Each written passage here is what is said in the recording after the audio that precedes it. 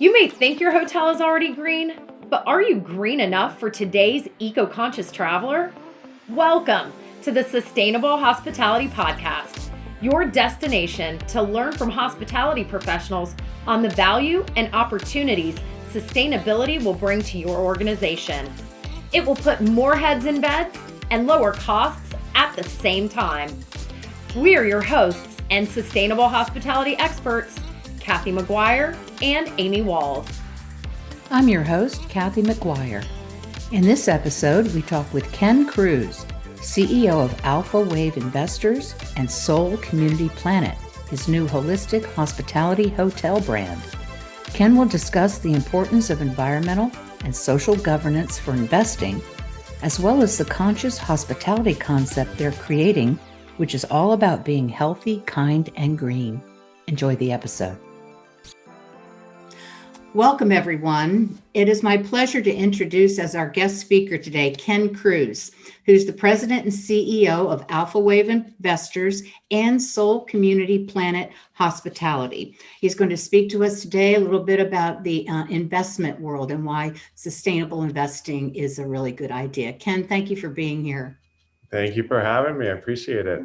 Yes. So can you talk about how you first got started in investing and Sure. So I've been part of the hospitality industry since undergrad. I graduated a long time ago, and I learned a little bit about the hotel business and hospitality straight out of undergrad. I worked at a hotel close to you down in Marco Island, Florida, and just really enjoyed all aspects of the business. But as I delved into the various operational pieces of the puzzle, I realized that the transactional side and the real estate side was also an area that I was deeply interested in. And so when I got done with my tour of duty at the Marco Island Hilton, I moved on to graduate school and focused more on finance and the tactical world of investing. Did a summer associateship with Marriott International, and then moved over to Host Hotels, which at the time was called Host Marriott.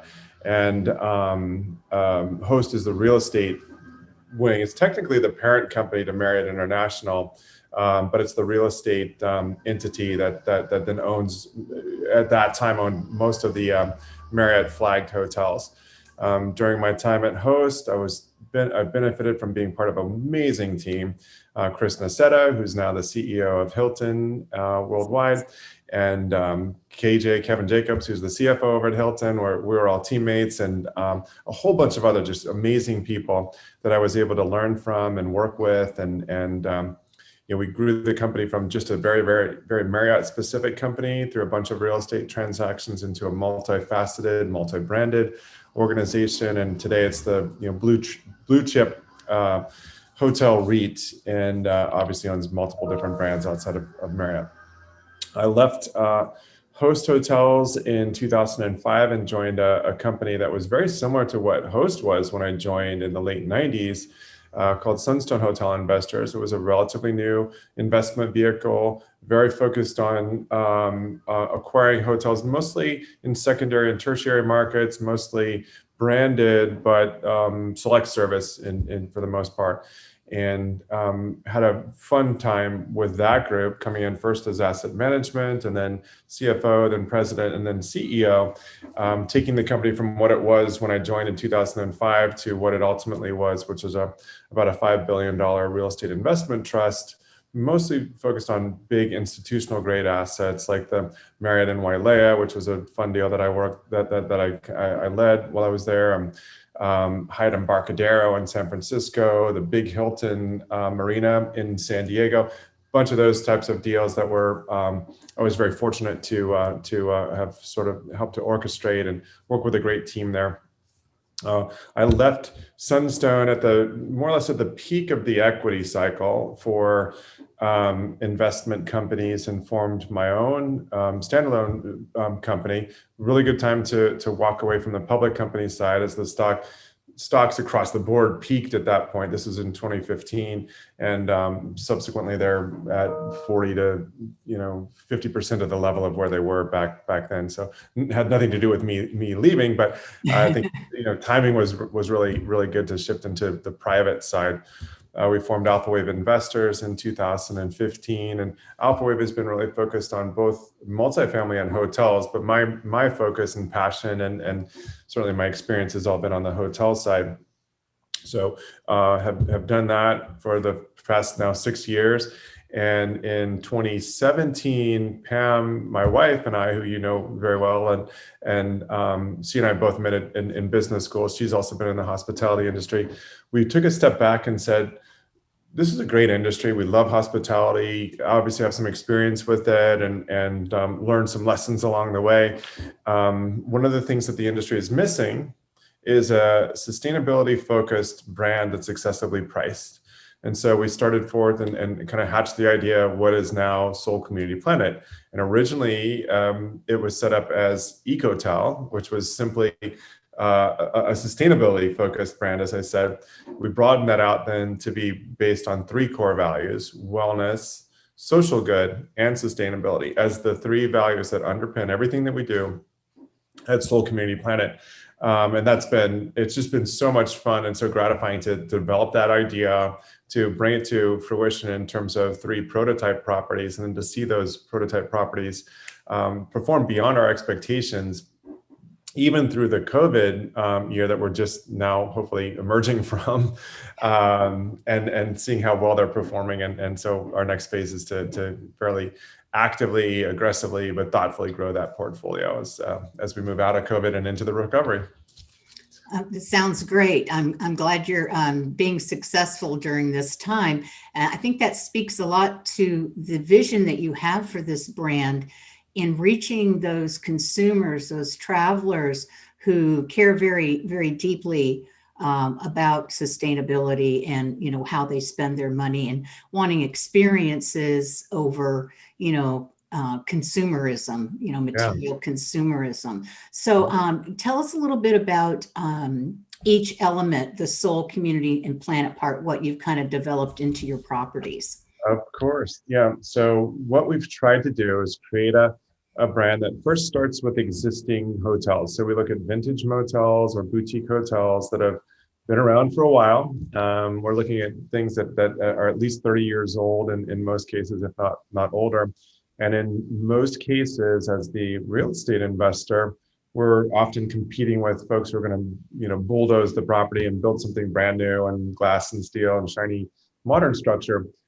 So it starts with recycling existing buildings that we can then create our concept within. The 3 values, as you just touched on, are another way to say it is healthy, kind, and green. So soul is healthy, community is about kindness and social good, and then obviously planet is about sustainability and being green. And it's really neat when you take these existing buildings and you don't have the added expense of starting up from the ground up. You can then retrofit a whole lot of good features, in most cases, either cost effectively or in a way that maybe it does cost a little bit of money to drop in, a massive solar array, for example, in the case of Colorado Springs, but there's an ROI associated with that. So with our real estate, we always look for base assets that are conducive to supporting all 3 of those core values.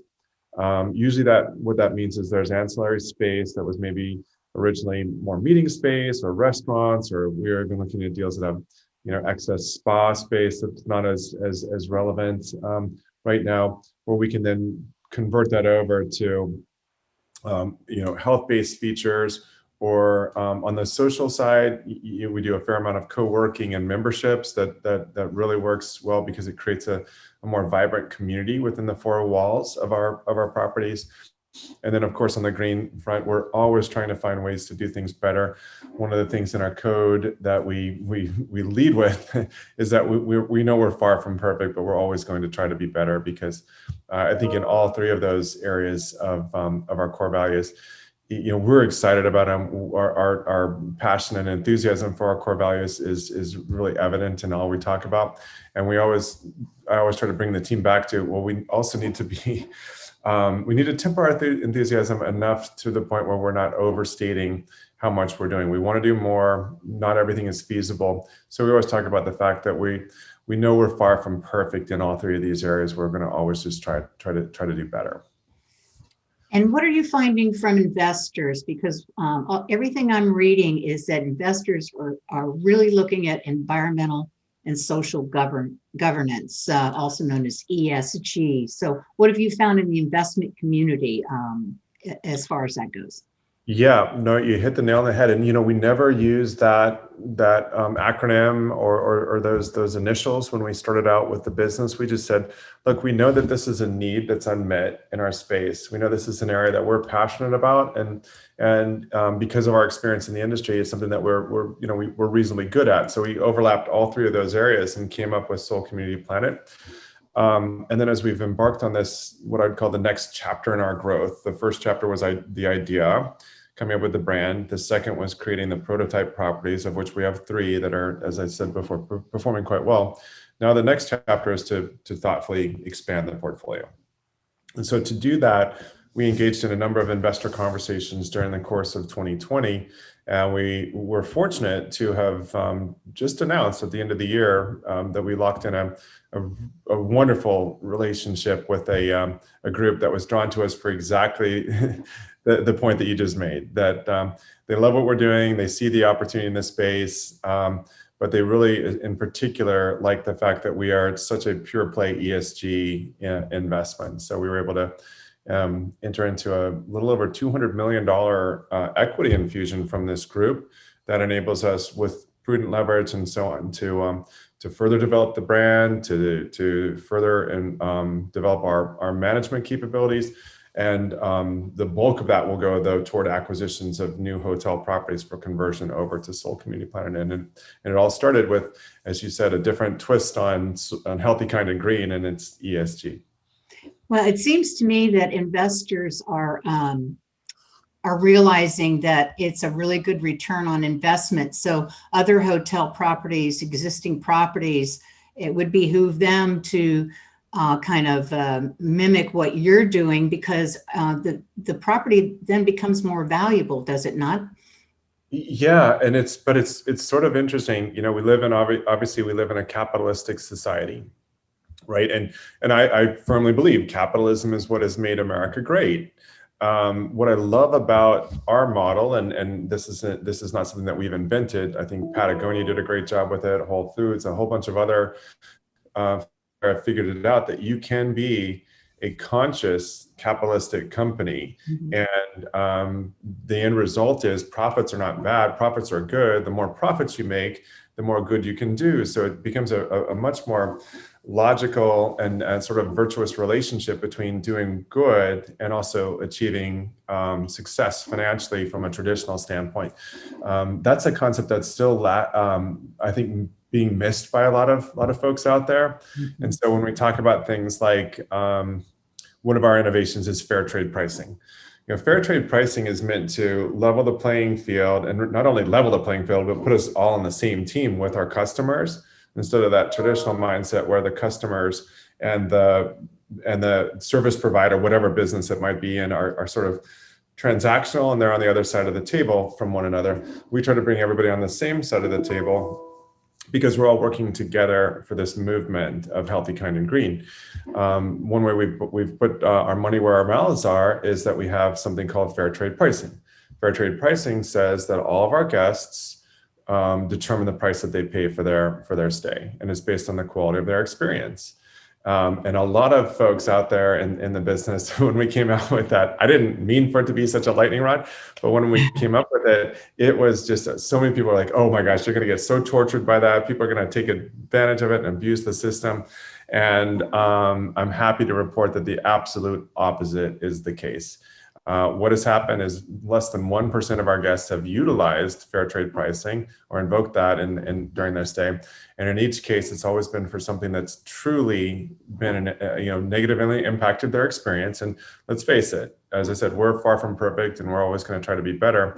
From the Four Seasons on down, there's going to be issues that arise during guest stays. And if you have a clear, easy, non-confrontational mechanism to address those guest issues before the guest leaves, ultimately everybody wins. And so that's where fair trade pricing comes in. But again, it's a concept that's such a it deviates so far from the traditional mindset of, to make money, you've got to set the price and drive that price and revenue manage it, and we need to control the pricing, not the consumer. We've thrown that out, and it seems to work quite well. But I think it's areas like that have resulted in others not necessarily following suit, because it's just a difficult concept for people to get their mind around. Well, it's a wonderful brand concept that you have created, and I have no doubt you'll have continued success with it. Are there any other points that you'd like to make as we conclude our interview? Well, I would just say thank you for taking the time to hear our story. I could go on for hours about this. Where we are right now is, as I mentioned, we're looking to thoughtfully grow the portfolio, and we want to do it in a way that's very additive to existing owners. So there's a lot of, unfortunately, distress and pain and suffering out there in the hospitality space, for sure, after this tough year. So what we're hoping to do is sort of meet up with owners who are facing debt situations or workouts or other challenges with liquidity, and come in and create a win-win where we can put our brand in place, upgrade the property, fix maybe their debt problems, and in the process grow our portfolio in the right way and create a positive outcome for incumbent owners, enhance the asset, so therefore create and put Soul Community Planet in place, and therefore create a great outcome for consumers and travelers to that market. And obviously, the more great properties we can put into our portfolio, the more awareness is built for our brand, the more advocacy occurs, and it becomes this virtuous cycle. So appreciate you giving us a chance to talk a little bit about it. Well, why don't you give us your web address so people can check it out to see exactly what you're doing? Sure. There's two of them. There's www.soulcommunityplanet.com, and then there's also SCP Hotel. Either one of them works to kind of learn about the brand. SCP Hotel is more the consumer-facing brand, and Soul Community Planet is more the kind of the corporate vision and so on. Right. Ken, thank you again for sharing this information with us. Really do appreciate it. Have a great day. Thank you. Thank you for joining us today on the Sustainable Hospitality Podcast. Make sure to like and subscribe.